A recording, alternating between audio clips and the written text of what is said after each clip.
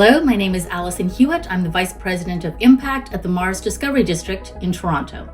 So, Allyson, how would you characterize Toronto's economy today, its strengths, weaknesses, and perhaps its biggest opportunities looking forward? Yeah, so, the City of Toronto released its annual employment survey earlier this year, and it showed that the city's tech sector is absolutely booming, despite all the challenges we're facing. So total employment for 2019 was about 60,400 or so jobs, which represents about a 16% increase from the year before. Now, Toronto is a pretty amazing city. It's the fourth largest city or so in North America. It's the headquarters for all of Canada's major businesses. And I think our biggest strength, as our slogan says, is our diversity. It really is something that we're incredibly proud of, with over 50% of our population being foreign born, at least that. We have world-renowned universities like the University of Toronto, which is right across from MaRS with about 90,000 students, and home to world-leading researchers like Geoffrey Hinton. Some people call him the godfather of AI. And this is really thanks to institutions like the Canadian Institute for Advanced Research, or CFAR.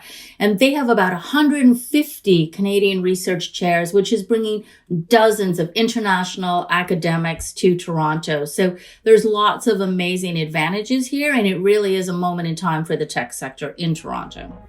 How would you describe Toronto's innovation ecosystem? What are perhaps its main components, and where are we today? I really do believe that diversity is our strength. And from a recruiting perspective, the whole region, the cultural diversity of people in Toronto is a real attractor. And it's a differentiator from Silicon Valley in lots of ways. But 63% of U.S. employers have indicated they're increasing their staffing in Canada. And North America added over 80,000 jobs in the past few years. But given that we're the fourth largest tech market, we're the fastest growing market. So we see dozens of business incubators and accelerators popping up to support startups in tech, manufacturing, food production, fashion. And what we have at MaRS is something pretty unique. It is the largest urban innovation center in North America at about 1.5 million square feet.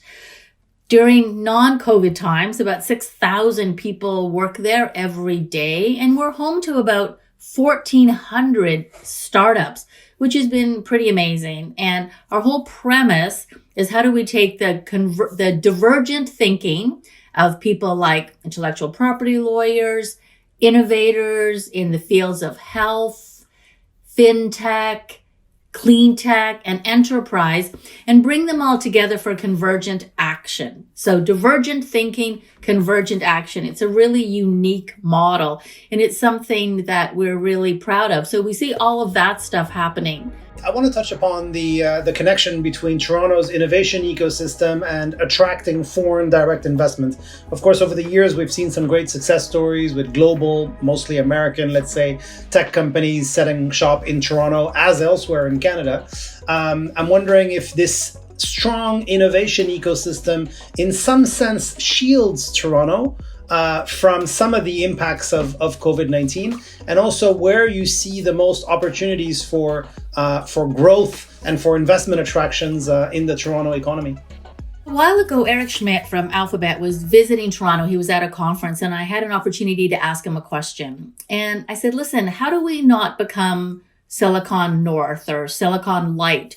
What does Toronto have to offer, particularly for foreign investors, that Silicon Valley doesn't? And he said, are you kidding me? You have one of the most livable cities in the world. And although we have challenges with our housing prices, if you look at globally, it's still relatively affordable. It's a completely livable city with lots of green spaces and shorter commute times, although for some that is really challenging. And during COVID, who cares? Because people aren't commuting in the same way. Of course, we have healthcare, and healthcare that makes our country, not alone our city, incredibly attractive. So when you look at that combined with the universities that are all around us, and these are world-class universities, you can see how people are saying, I absolutely understand why Toronto is a destination for foreign direct investment. I would also add, In the work that I spend a lot of my time in, which is in the social impact sector, we are seeing four things happen. Number one, employees. So this war for talent is a big deal.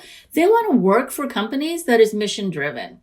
Secondly, customers are demanding it. Thirdly, we see an entire wave of shareholder activism. And fourthly, it's an enabler of innovation if you look at your products and services through a social or environmental impact lens. And the data is so clear that the best performing companies are those that have a social or environmental impact or purpose at the core of what they're doing. And I think foreign direct investment is understanding that in a way they haven't before because of groups like BlackRock and their call out around impact investing. So this makes Toronto incredibly unique, and I completely understand why FDI wants to come here. What are the goals of the MaRS Solutions Lab? How does cultivating social entrepreneurship make the city more attractive to foreign investors? So MaRS is very fortunate. Several years ago, we were able to sort of look around the world and see what are some interesting trends and how do we make sure that Canada takes advantage of that. One of the trends that we saw was this concept of labs, but not just medical labs, labs to solve complex social challenges. And so we set up something called the MaRS Solutions Lab with an investment from a philanthropic donor, an anonymous donation, to try to get this program off the ground.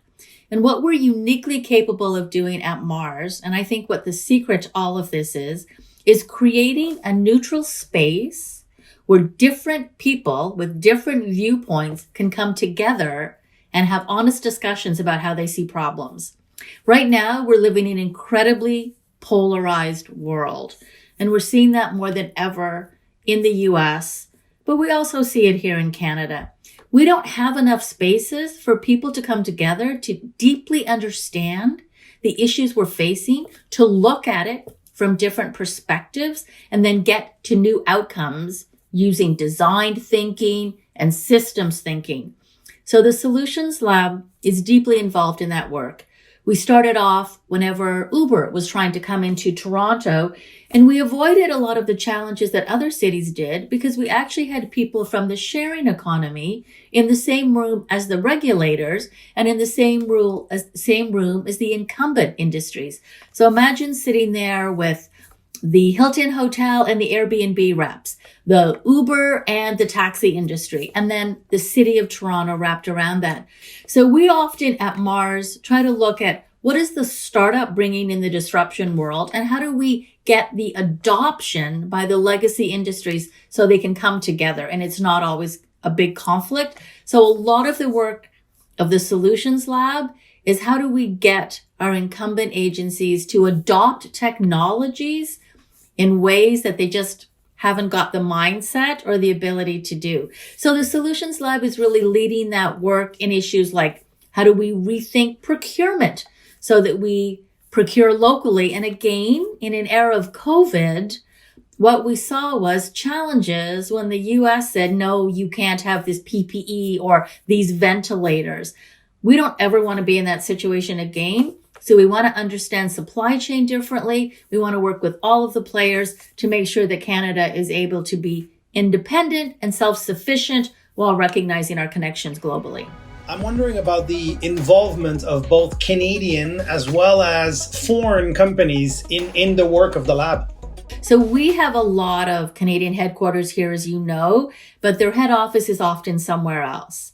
I'm currently working with HSBC on something called, and this is a little bit silly, but we call it Mission for MaRS. And the first mission for MaRS is on climate action. So HSBC is very interested in this, but we're working primarily with their head office, which is in the UK. And in the UK, they have to understand what's happening globally. They've set up a platform, but because of our expertise in clean tech, we have about 250 clean tech ventures at MaRS. They wanted to come after us in Canada, in Toronto, to work to augment the work they're doing globally and help revise their platform to make it relevant. They're also very excited about what we're doing, not only to promote the clean tech ventures, but to understand the barriers to scaling addressing those barriers at a policy level and working with adoption partners, which is the legacy industries. What relationships does MaRS foster with foreign companies, and what other organizations play a key role in the city's innovation and business ecosystem? So within Canada, we're really lucky to have something called, well, at least in Ontario, something called RICs, or Regional Innovation Centers. And we really understand that it's not Toronto against Waterloo. It is, how do we build an ecosystem so that Canada is well positioned globally and so that we become an attractor for others in that space. And so by thinking like a system, we can understand that sometimes Waterloo, Communitech will offer something that MaRS can't, and vice versa.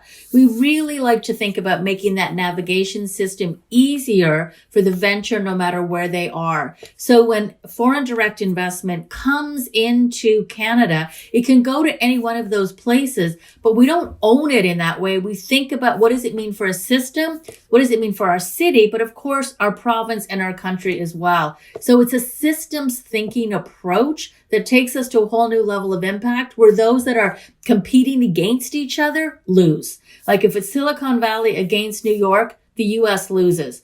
If it's Toronto and Waterloo and Vancouver, etc., all working together, particularly with amazing AI and things that are coming out of Montreal, that's how Canada wins, and that's how we become an attractor for foreign direct investment.